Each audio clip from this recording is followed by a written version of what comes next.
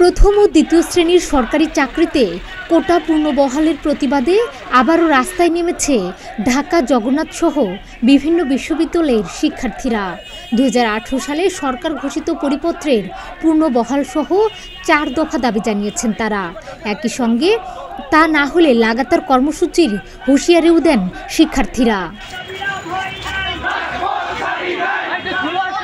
সোমবার ঢাকা বিশ্ববিদ্যালয়ের কেন্দ্রীয় গ্রন্থাগারের সামনে থেকে বিক্ষোভ মিছিল শুরু করেন আন্দোলনকারী শিক্ষার্থীরা।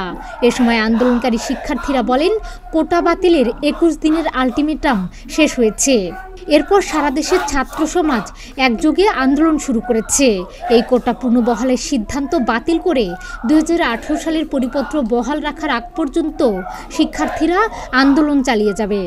তাদের বুঝতে হবে যে আমাদের বাংলাদেশের কি একটা অবস্থা, যখন শিক্ষার্থীদের পড়াশোনা পরীক্ষা তাদের ভবিষ্যৎ না দেখে এই দাবি নিয়ে রাস্তায় আছে এবং এই রাস্তায় নামার দাবিটা কি, তার ভবিষ্যৎ, তার যদি ভবিষ্যতে না থাকে তাহলে এই শিক্ষা দিয়ে কি করবো, আমরা শিক্ষা দিয়ে কি করবো? এই শিক্ষাটা তখনই হবে যখন আমাদেরকে সমান সুযোগ হবে। এই কোটা দ্বারা 56% কোটা দ্বারা আমাদের সমান সুযোগ থেকে বৈষম্য তৈরি করা হচ্ছে। এই বৈষম্য আমরা মানি না, মানব না এবং 18 পরিপত্র পুনর্বহালের দাবিতে প্রতিবাদ মিছিল ও সমাবেশ করেছে জগন্নাথ বিশ্ববিদ্যালয়ের শিক্ষার্থীরাও।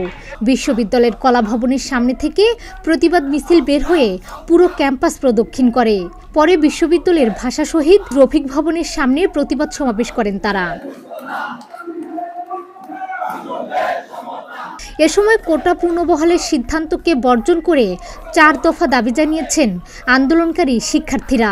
তাদের দাবি, 2018 সালে ঘোষিত সরকারি চাকরিতে কোটা পদ্ধতি বাতিল ও মেধাভিত্তিক নিয়োগের পরিপত্র বহাল রাখা, পরিপত্র বহাল সাপেক্ষে কমিশন গঠন করে দ্রুততম সময়ের মধ্যে সরকারি চাকরিতে অযৌক্তিক ও বৈষম্যমূলক কোটা বাদ দেওয়া এবং কোটাকে ন্যূনতম পর্যায়ে নিয়ে আসা এবং সরকারি চাকরির নিয়োগ পরীক্ষায় কোটা সুবিধায় একাধিকবার ব্যবহারের সুযোগ না দেওয়া এবং কোটায় যোগ্য প্রার্থী না পাওয়া গেলে শূন্য পদগুলোই মেধা অনুযায়ী নিয়োগ দেয়া।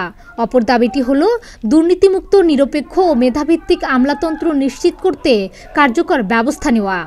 আমাদের আজকে বৈষম্য বিরোধী ছাত্র আন্দোলনের মূল দাবি হলো 4টি। আমাদের প্রথম দাবি, 2018 সালের ঘোষিত সরকারি চাকরিতে যে কোটা প্রথার পরিপত্র ছিল সেটি পুনর্বহাল করতে হবে।